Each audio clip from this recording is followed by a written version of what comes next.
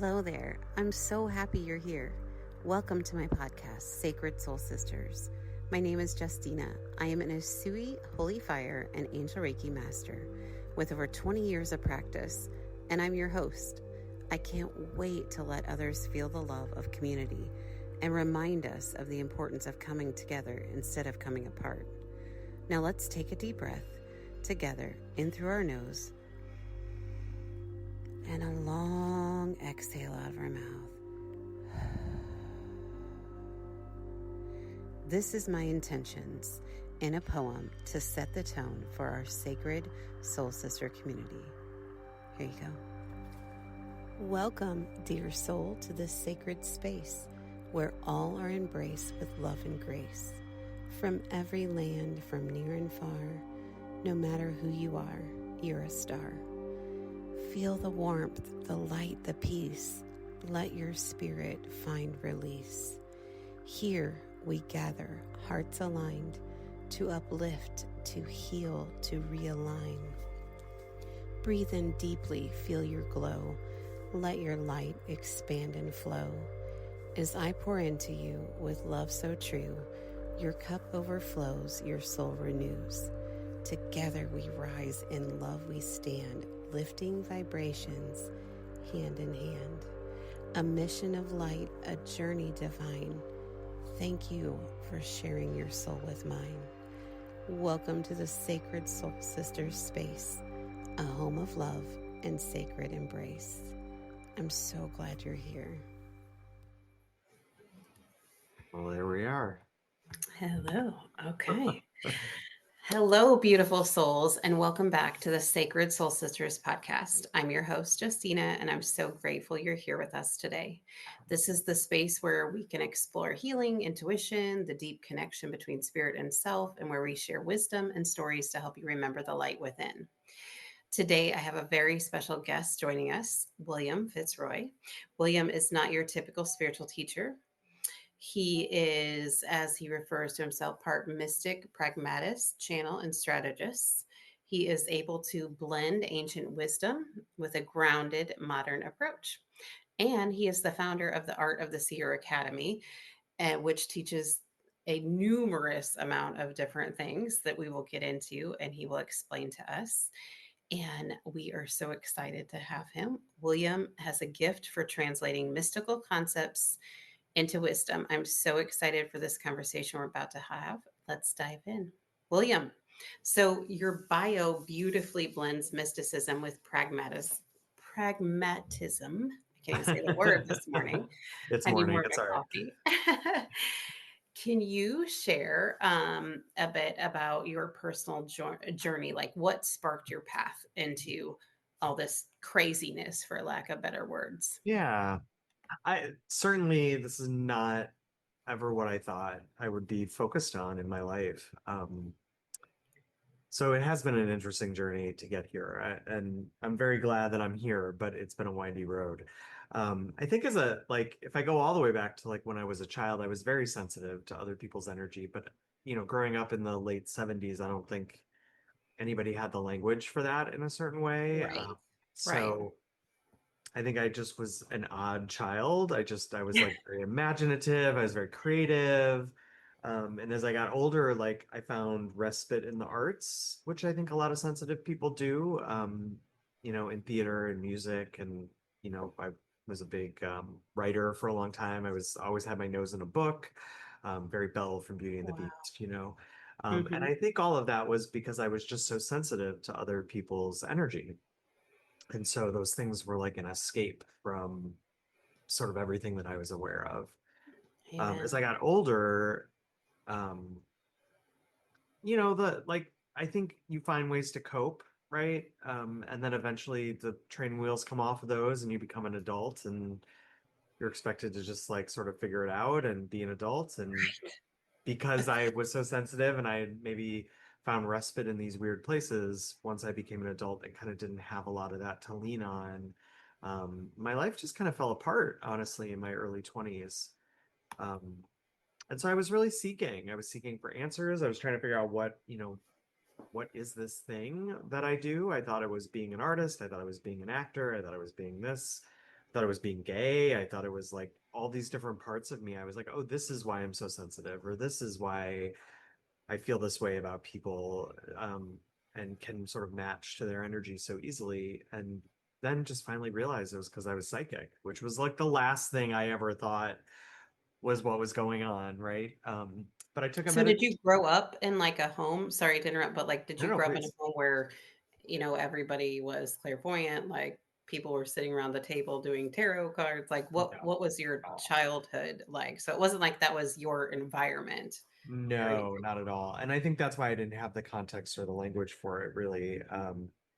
No, I grew up in a very typical, like suburban blue collar family. Like my dad Mhm. was a tradesman. My mom was like a receptionist at a pediatrician's office for 20 years, like my pediatrician, she was a receptionist.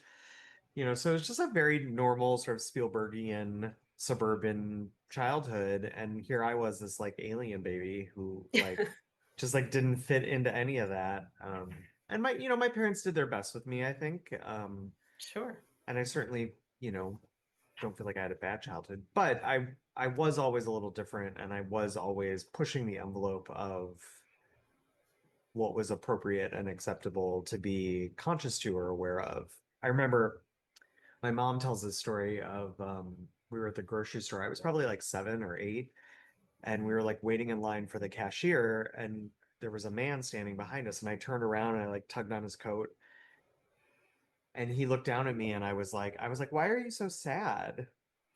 And of course, my mom, being a good mom, was like, "Oh my God!" And she like, like was like, "Oh my God, Right. I'm so sorry, I'm so sorry." And when we got out to the car, like I got a good talking to. Like we don't say those things to people. And I think that's a very common experience for the sensitive child to kind of learn that like these things that you're attuned to or that you're aware of, like we don't talk about that. We don't. It's not appropriate to say that out loud, right? And so you learn to Mhm. shut it down. Yeah. Yeah, you do. And I remember growing up feeling like, am I just like a weirdo? Like, I feel like I would have that thought sometimes, like it seems like I do things a little bit different, and trying to figure out how I learned to do it different, Yeah. and why isn't everybody else around me doing it different? Yeah, it's a lot to take in as a kid too. Like we're just doing our best navigating, right? Trying to Yeah. figure everything out. So then as you got older, did you start hearing about things, in the psychic realm? Did you like how did you kind of fall into realizing after you realized, oh, okay, I have something else going on here? Yeah, I had a roommate. It was, I don't know, this was like early 2000s. I had a roommate who took was taking a meditation class, and I remember being very interested in her taking that. I had never considered anything like that. And she came home from the first class, and as roommates do, I was like hanging out in the living room. I was like, "Oh my God, tell me all about your class. Like, how was it?" And she was like, "Well," she's like, "I didn't like it." She's like, "But I think you would love it." And I was like, "What? Really?" And she's like, "Yeah." She's like, "I think you need to go take this class." And I was like, okay." Hello, beautiful souls. Will you do me a huge favor? If you go to angelreikijourney.com, if you can scroll down and go to subscribe to newsletter and put your email in there. That way, anytime I have an event, whether it's going to be live, in person, or on Zoom, you have that information at your fingertips and you'll receive that in the newsletter. I don't spam you. I send out a newsletter letter once a month. I'll send out something else if something really cool and amazing is happening. Otherwise, also make sure to check your spam folder and convert that over to your inbox if for some reason it is going to spam. But so, also some really cool things happening. I am working on, getting the courage to be on TikTok. Yes, I can't believe it. Also, a YouTube channel Spirit made me sign up for about, well, it was 2012, however long ago that was, which feels like 100 years ago. Anyway, they are working on me to get the podcast uploaded over there too. And some other videos and workshops that we're working on behind the scenes. So excited. Return to the episode and have a great day. And I would never have considered it. And she actually dropped out of the class. And then the next cycle, I signed up and I went and took it. And I remember at the break, it was like a 2 hour class. There was like a break in the middle. And I remember going up to the teacher in the break and I was like, I don't know what this is. And I have no idea. I don't even understand what's happening here right now. But what I do know is I've been waiting my whole life for this. Like, whatever it is that you're teaching is like the thing that nobody has explained to me about me. And I am Wow. so into it. And I was so into it. And I ended up studying there for like over 10 years, I think, and becoming a teacher at that same school. Oh my gosh. Okay. So you were Yeah. like, I'm home and I'm going to go Yeah. ahead and run this stuff. Yeah, it was really life-changing for me. The language that they used and the tools that they taught of how to like manage your own energy, manage the energy that you're aware of in other people, was really the missing piece that nobody had ever taught me. I imagine I can feel into that energy and uh, just like a warm embrace, like, oh, I'm here. Yeah. I get it. This is beautiful. Yeah, That's it's a awesome. profound thing to feel seen, right? And to Yeah, feel, especially after a lifetime of feeling like the outsider, or like nobody gets you, to be in a place where it's like, oh, I can, like, everybody gets this, everybody gets me. So it's very healing. absolutely. Yeah. It's a lot to kind of work through, but the energy overall of just feeling like you belong somewhere and that like, oh, my people do exist kind of thing. It just feels so good and It does. cozy. So you also created this Art of the Seer Academy. And a couple questions about that. First, how'd you come up with the name? Second, what inspired you to create it? And what transformation do students typically experience through the programs? Or like what topics do you guys explore? Sure. Um, I don't even know how I came up with the name. I Really? Yeah, I'm trying to remember like specifically how I came up with it. It just kind of evolved naturally. I do see psychic abilities as an art, and I think that's because I all of my education and training was through art conservatories, right? So I went to a theater conservatory undergraduate program for theater, and studied directing.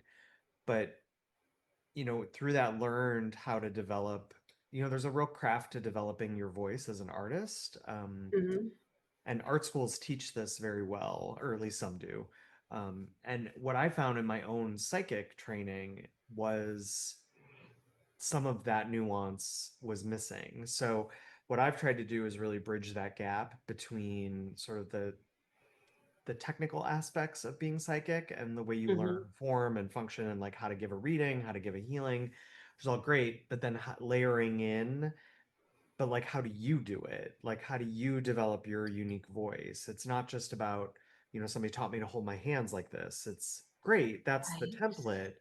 But like, now how do you own it? And how does it become really yours and something that you uniquely bring into the world? And the process and path of that is something that I learned in my artistic training. And so bringing that as a layer on top of psychic work has been something that I'm very passionate about over time. So I think that's how I got to Art of the Seer.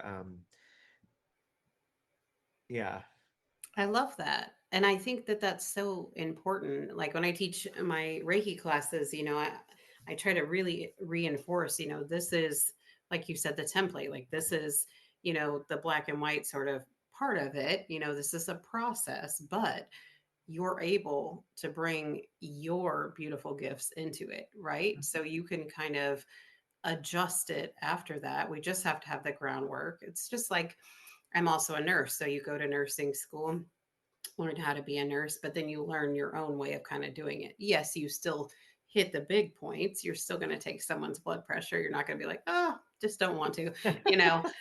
But the other stuff, you may, do one assessment, at the beginning and one at the I mean, there's so many different variables to it, but I think that's what makes it so beautiful is that you can connect to different people based on the way that you do things and the way your energy resonates versus, and then someone else may be able to connect to someone else better Yeah. because of the gifts that they have.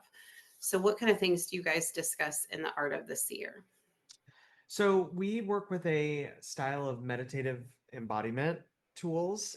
So it's meditation based, which I think is essential for all energy Mm, workers, to be able to kind of clear the noise and like find your own inner landscape is kind of the way I think about it. And so we start with that, but we go primarily from there, we go into clairvoyance, which is really the art of discernment, and being able to discern on a very um, almost micro level, like what is your energy and what is not, and then to be able to see that and I love that. communicate that in other people, right? So learning how to read energy is really the art of discernment to me. It's being able to see things clearly, and we spend some time with folks doing that because I think it's to me it's foundational in that we all know how to feel other people's energy. We don't really have to teach anybody that. Like most people are out of control empaths. So part of what clairvoyance is learning how to turn that off and turn up your ability to see it. Because if you can see it, you don't have to feel it to know it. And Right. it's so much easier on your body to not feel everything all the time. So clairvoyance is a Amen. huge, yeah, I know. So clairvoyance is a huge cornerstone of everything we do.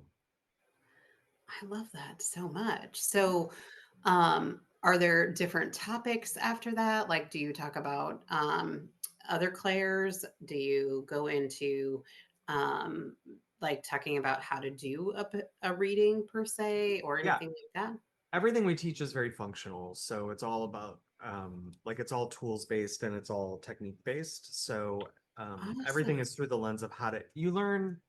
See, I find like you learn how to do it for somebody else, but really you're teaching yourself how to do it for yourself. So the more Yes. you gain confidence reading other people, you're actually gaining confidence in your ability to read yourself, which is actually the trick of it. I always joke that I'm trying to put psychics out of business by teaching people how to read themselves so they don't have to go to somebody else for their answers.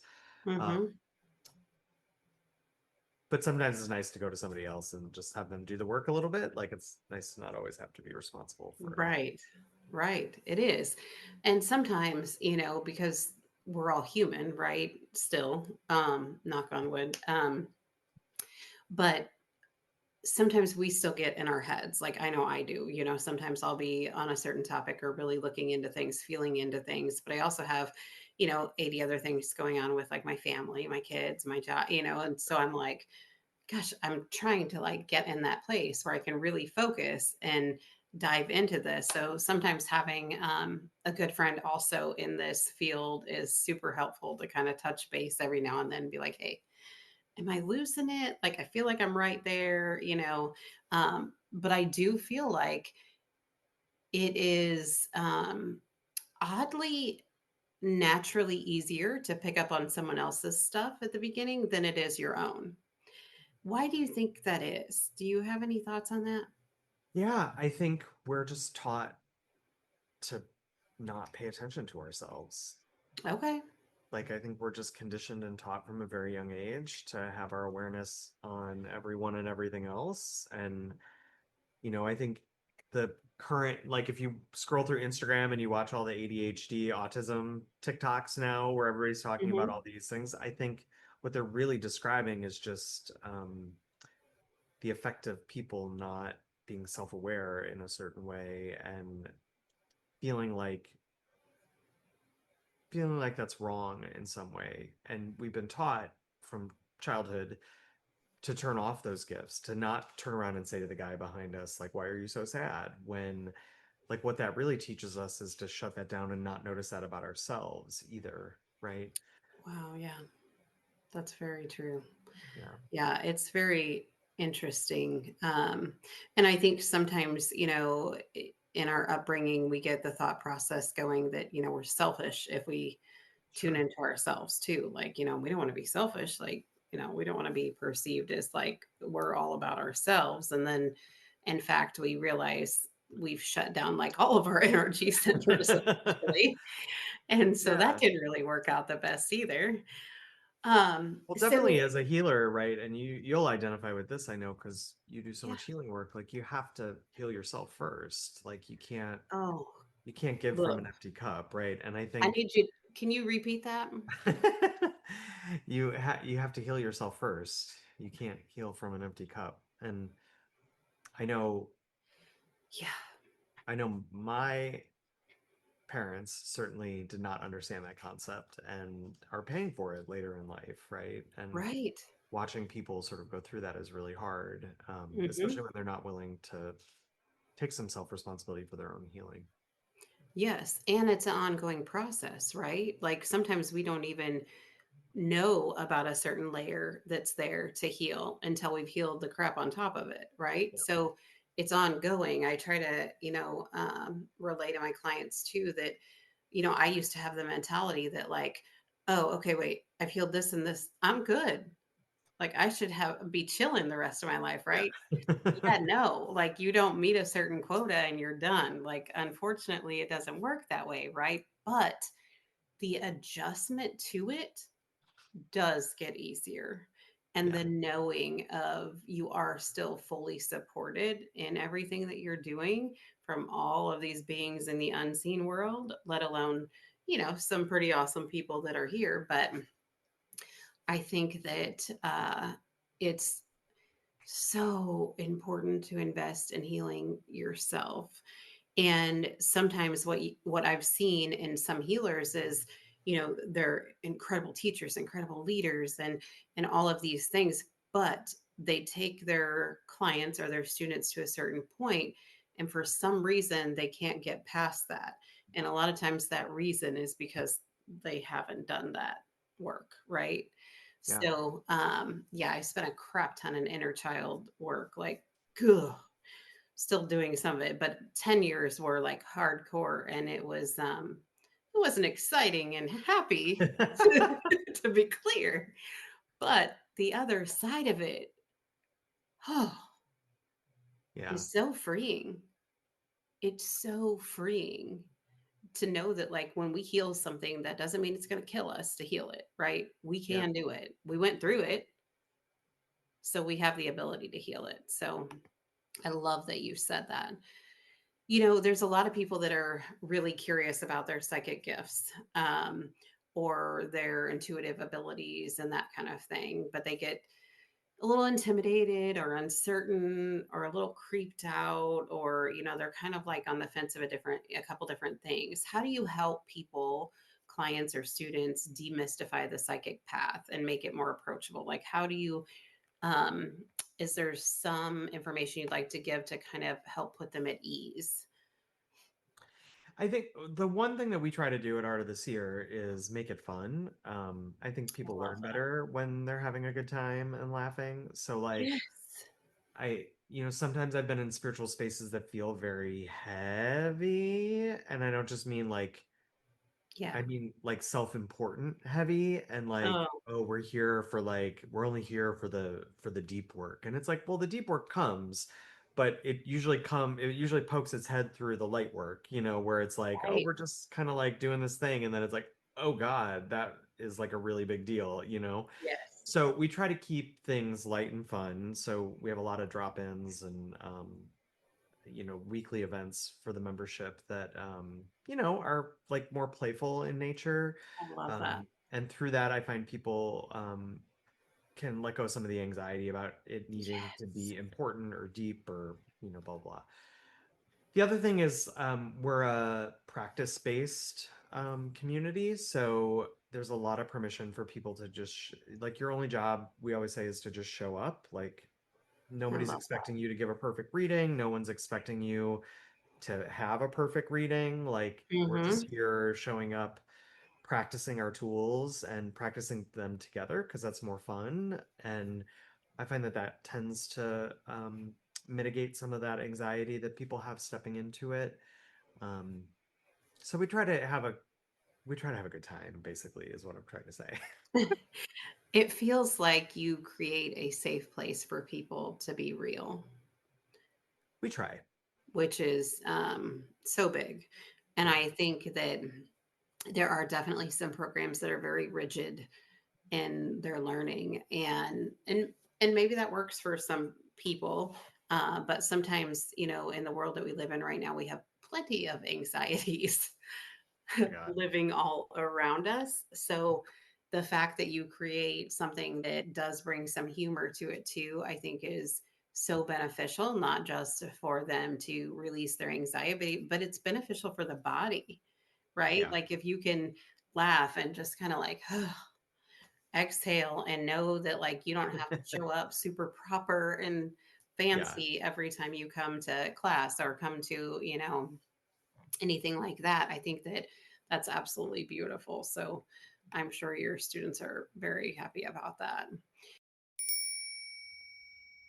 Hello, everyone. I wanted to remind you we have the upcoming class. I'm so excited for another Reiki class, level 1 and level 2, Usui Holy Fire Reiki in person in Highland, Illinois at the Balance Wellness Studio. Make sure you go to my website to sign up. I can't wait to see you there. It is an in person event, it takes all weekend, Saturday and Sunday, but you receive both certifications, level 1 and level 2. And we are looking at possibly February, March to do our master level course if you're interested in that as well. So, again, check the website, angelreikijourney.com. Make sure while you're at the website to scroll down to the bottom and sign up for the newsletter so you can stay up to date with everything. And yeah, thank you so much. Have an awesome day. Thanks. Yeah, we also last thing I'll add to that is over time I've like let go of a lot of rigid structuring around it. So a lot of what we offer now is very a la carte, and it's very like participate in what you have the time and space to participate in. Like there's not a lot of obligation and rigid commitment. Mm-hmm. And that's very new. When I was learning this stuff, it was like very, like part of the reason why I think I've become good at it is like, hours and hours and hours. When I was training, I was giving nine to 10 readings a week, practice readings a week. Um, Wow. like I was there like every day. I was in practicing every day, and I'm really glad I had that experience. But I think Mm-hmm. given the world right now, people have a lot of responsibility, a lot of Yeah. obligation, like just life is hard. It's hard to make money right now. It's hard to like take care of business right now. So we've Yeah. relaxed a lot of that and made it more sort of a la carte. So people, if you got a week and you've got a lot of time this week and you want to do some practice, you show up. If next week you're traveling on business or you've got a bunch of kids stuff going on, you can't show up, like that's okay too. Like we'll see you in 2 weeks when you're back again. So along with that, like having a good time and making it really light, it's also like making it less of a burdensome commitment on someone's life and try to find a way to integrate it more into their life rather than this whole extra thing that you have to be responsible for on top of everything. Right. Added stuff to their list to do. Like, Yeah. yeah. I love that you're leaving it kind of open ended for them to kind of jump in as they can and as they can fit into their schedule, because you're right, there are just so many things pulling on everybody right now. You know, what are some common misconceptions people have about psychic development or mediumship that you'd love to clear up? Like, for instance, one of the things I hear a lot, like, people, oh, well, I don't have the kind of gifts you do, or like, I can't even like look into that for 5 seconds. Like, Yeah.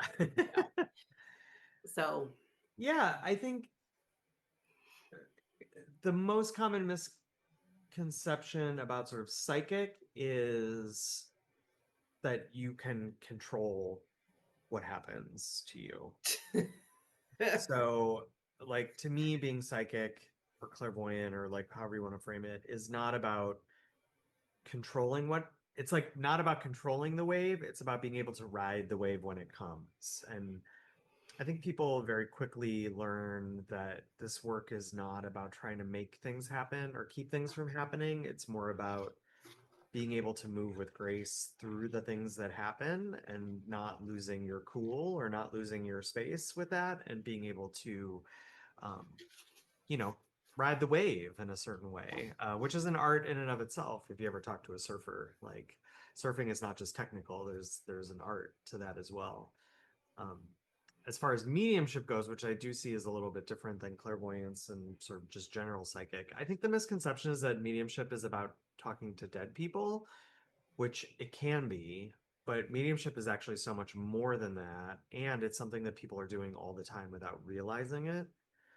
So, my definition of mediumship is running an energy from outside of you through you, whether that's communication from a past loved one that you're sort of running through you and you're being the mouthpiece for that, or somebody else's energy that you're just running through you to sort of animate you in a certain way. I think we've all had the experience of like saying something, like you say something out loud and you're like, oh my God, I just sounded like my mother. Like, it's like, where did that come from? Never, never. No, I I'm just know, kidding. I know, right? But to me, that's a mediumship experience. You're literally running like your mom, like the way your mom would respond to something, you're then Mhm. sort of running it through you and Wow. Okay. behaving. And to Hmm. me, that's a mediumship experience. You're running something from outside of you through you. And we do this all the time. So they don't necessarily like have to have certain qualifications to become or to fine tune their mediumship abilities or their psychic abilities. Like, No, it's like it's such a natural human thing. Like you'll even notice, and I'm probably dating myself because I don't think anybody works in an office anymore. So like I'm hearkening back to a long ago time. But like if you've ever worked in an office, like you've probably experienced how like people start talking the same, people start dressing the same, like all of a sudden everything starts feeling kind of the same. Like everybody's kind of matching to and running the mhm. same energy. And that is a mediumship experience. You're not necessarily running your own energy, you're running kind of the energy of the office now. And Wow. everybody starts to kind of match and kind of talk the same and dress the same and respond the same. And that to me is like a very clear mediumship experience. And people are doing this all the time. Families do this. Right. Lots of groups do this. That's interesting. So like what feels like 100 years ago, but it definitely was not that long ago.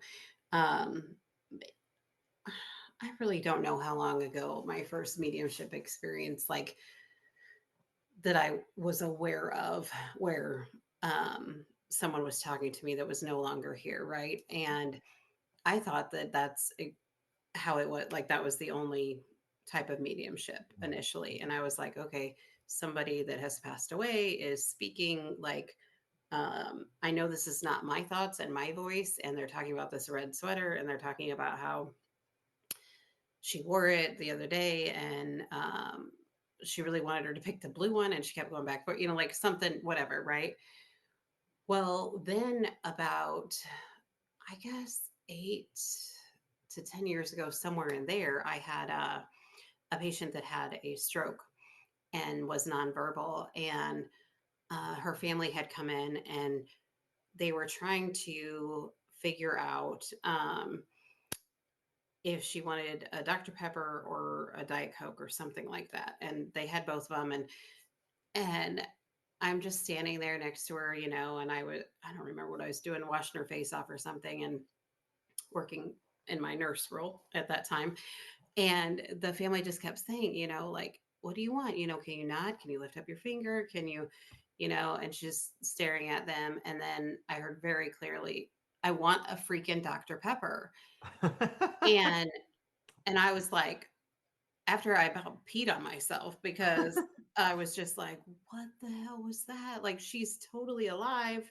Like, I just checked her vital signs. Like, what's happening? Yeah. And I was so blown away by that. And then I've had some experience with autistic children that are nonverbal, that, all of a sudden I start, and I'm like, oh, so you don't have to be dead per se to communicate, Yeah. right? But I hadn't really looked at it the way that you explained it fully. And I do agree. I think there's so many times we're channeling energy that we aren't conscious Mhm. of it. So I think that that's really interesting. I also think that that does take some of the pressure off of people, that I try to really explain to people, even like intuition. I've had people say to me, like, oh, you got to study for years and years to get intuition. And I'm like, I kind of don't think that. I kind of think we all sort of have that cell, so to speak. Yeah. But yeah, so what are your thoughts on intuition itself? Yeah, I mean, I think the way you're explaining it is exactly right. And the analogy that I usually use is it's like swimming. So most people you can like throw them in the pool and they'll like figure it out, they won't drown, so like Right. everybody can do it. Hmm. But if you want to be an Olympic swimmer, you need to train. Like you can't just jump in the pool and figure it out. Like there's technique, Oh, there's I love training, that. you got to train your musculature to work a certain way, and you need a coach. Like even, Olympic swimmers, like they have coaches who are watching them from outside of the experience of swimming and like helping them correct their form, helping them like do it better. And I just think it's no different with psychic abilities where it's like, yeah, like everybody's intuitive, but how do you know what you're picking up on is clear, is clean, is like coming from where you think it's coming from? Like sometimes you just do it and it works. That's different than like showing up, practicing every day, like learning all the different strokes and then like being in the competitive world of swimming, right? And Right. I think that's the best analogy I found for psychic abilities. I really like that. I think that's a great description, and I think a great analogy to help people kind of take some of the pressure off. So, if there's somebody that comes to you and says, I'm just feeling completely disconnected, like I don't feel like I have any intuition, I don't feel like I have any psychic sense, I don't feel like I have anything as far as connecting outside of my body or anything like that. Is there one simple practice that can help them sort of tune back in or open that channel or to remind them that, they really can feel something, or connect to something? Is there anything I'm, that, yeah, I'm going to be a little contrarian with your example because if somebody came to me and said that, I would say you should go take guitar lessons then. Like this isn't for you. If you're like, I can't do this, I can't do it, then I'm not here to convince you you can in that a you certain can? I way. got Like you. I'm not going to take that task on in a certain way.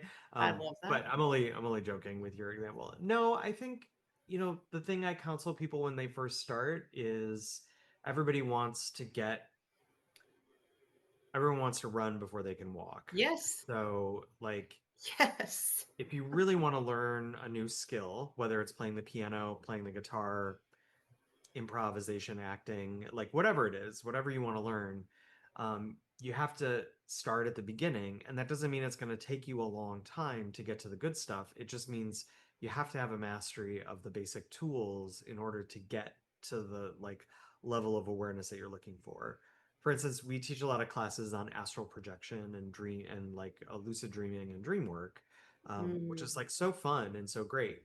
But like I found it generally takes people like between 8 months and a year from like learning the meditative embodiment practice and practicing it every day for 15 to 20 minutes until like about 8 months to a year in doing that, your inner life is activated enough that you can start to open that awareness while you're dreaming. It doesn't happen overnight. You can't skip steps. right.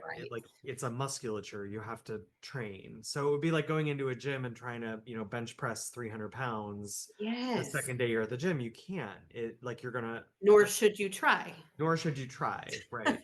So like this isn't directly answering kind of what you asked, but this No, is it how I is. would approach someone like that is like, that's great. I know you don't think you can do this. Like we can get you there, but you're gonna have to trust and you're going to have to like let go of some control and go through the like there is a process to go through here and we can guide you through that, but you're going to have to trust it. And trust is a huge thing for sensitive people, I find. Yeah. Yeah. That whole trust, be vulnerable, all that ick. I mean, wonderful things, wonderful things. Um, yes, it is a challenge. And you have to kind of decide, are you willing to let go of the self limiting beliefs that you feel like have kept you safe? Are you willing? Yeah, and I've encountered this very often in all the years I've been teaching, and it always amazes me how someone will pay for a class I'm being catty here a little bit. No, I get it. I'm like spilling No, tea.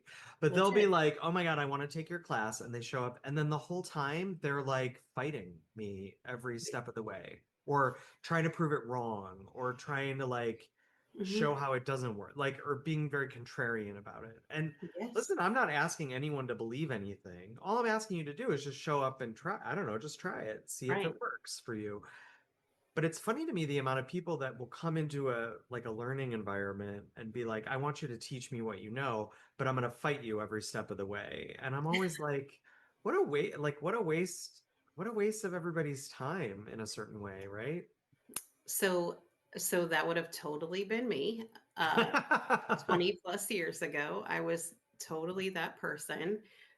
And what I realized that was so about me, that was so about me, not about anybody that was taking the time to teach me. It was my own pissiness and self-limiting beliefs and negative self-talk over and over that was just jacking me up 24/7, and my way of defending it or dealing with it was to be like, "Oh, okay, yeah, Yeah. well, yeah, that worked perfect." Really? I could have, I was such an ass sometimes, but really it was just because of my own issues, because I hadn't went in and healed some crap, right? Yeah. So I had to bring my junk to the class, which wasn't very nice. I should probably get in touch with that instructor now that I say that. No, and I think Sorry.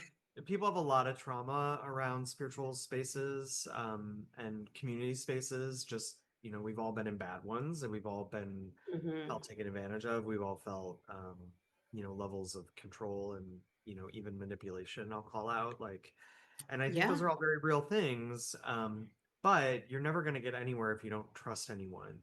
And so I always open every class with like, I'm not asking you to believe in me or make me your guru or think that I have all the answers because I certainly don't. But what I'm asking you to do is for the next 4 weeks, we're going to meet once a week in this class. And like, can you just trust me for 4 weeks?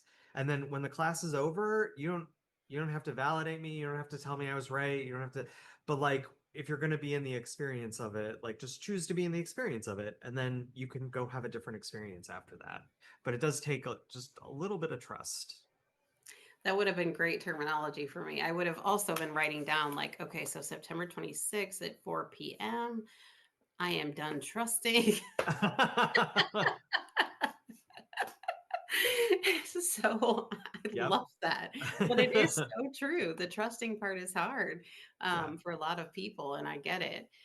So I need to ask you, who are some of your biggest influences over the years, spiritual or otherwise?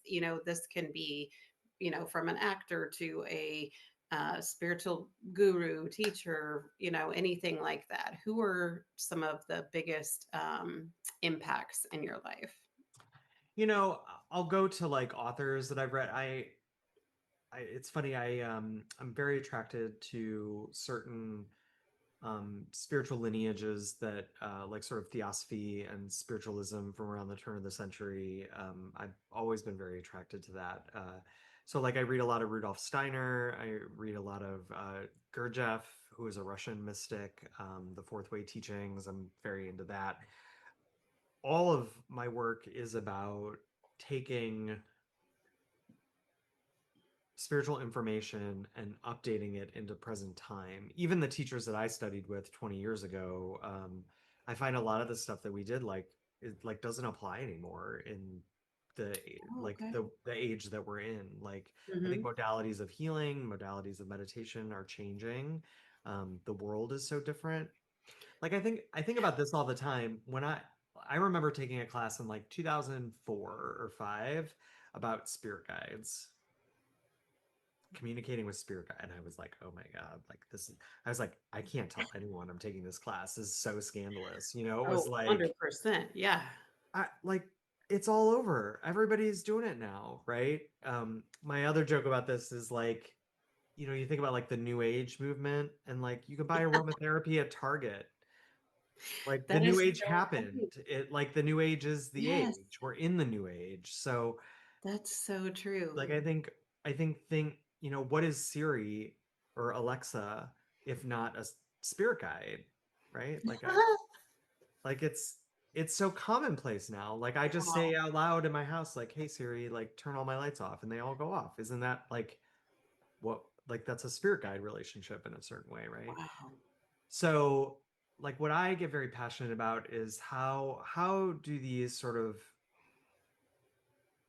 ancient techniques, or these techniques that have ties back into sort of the way humanity was, how do they apply it to where humanity is going, and like making it really relevant again in a way that is both fun and novel but also honors the intent of the lineage. And I think that's hard. I think people get very set in their ways and are very, like I had a I'm sort of running, I'm all over the place on this, but I had a You're teacher okay. once explain to me that a lot of people think that teaching is giving someone the same experience that you had. So I went through a process of learning how to heal myself and others, and it was very unique to me. And Right. so a lot of people would then try to go replicate that experience onto or for someone else, that other people should go through the same process you did. But that's not actually teaching. Right. Right. That's trying to force somebody into a process that you went through because that's the process Hmm. rather than showing up at now as healed and helping guide someone through the process they need to go to, which might be Look different. very different than the one that you went through, but you're still the teacher for them because of the process you went through.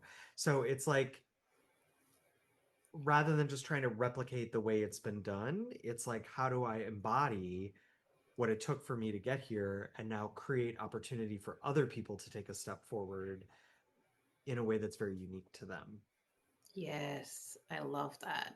I think so often teaching is really creating that sacred space and really allowing people to come into an area where they feel safe enough to explore what's coming through them.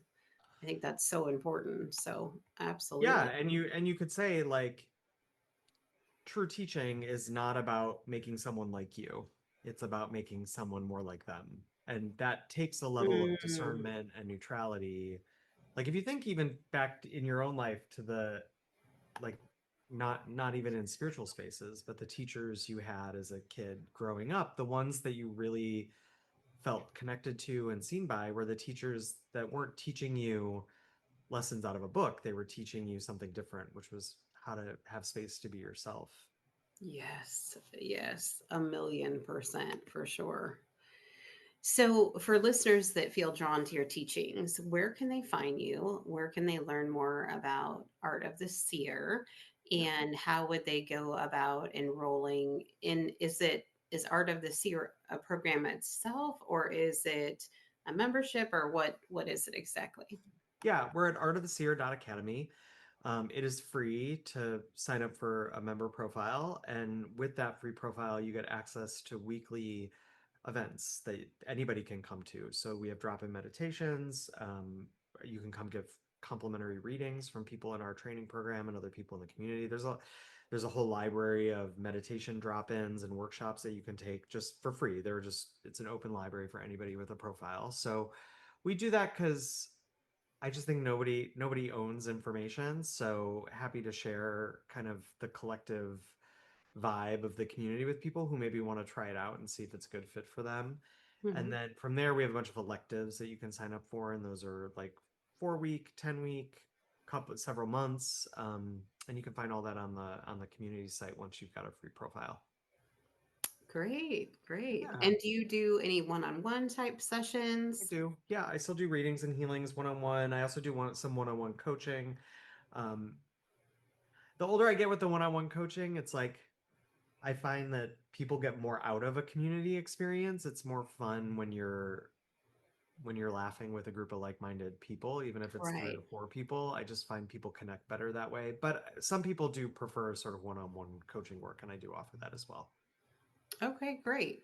And is there an email address they can email you? Would that be on your site as well? Yeah, it's all on the site, but William at artoftheseer.com will get you right to me. Okay. And if you could leave our listeners with one more empowering thought, activation for their own spiritual path, or motivation, what would it be? It's easy sometimes to think that this kind of work is non-essential with what's going on in the world.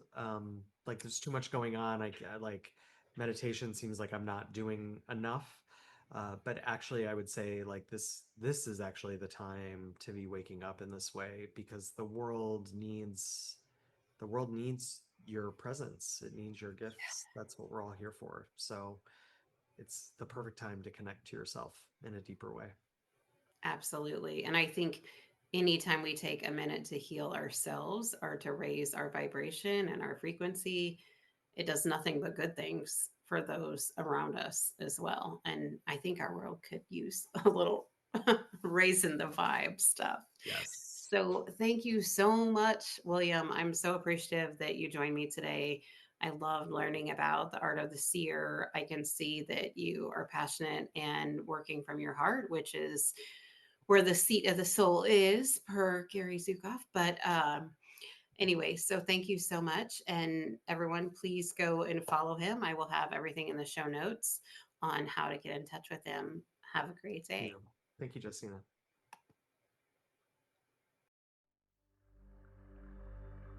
Hey everyone, I wanted to take a quick second and say thank you, thank you, thank you.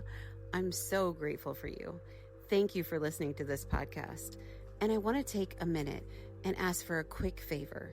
If when you're listening to an episode, if you could please just take a second, place your hand on your heart and take a deep breath in through your nose and a long exhale out of your mouth, and just set the intention to send love and light to every single person listening right now, yesterday, and in the future. I think together we just might be able to raise the vibration of this world. I'm so excited. And please follow me on Instagram at Angel Reiki Journey. Visit my website to book an appointment with me at angelreikijourney.com. And please follow this podcast, Sacred Soul Sisters. Thank you so much. And I can't wait to talk to you again soon. Have a great day.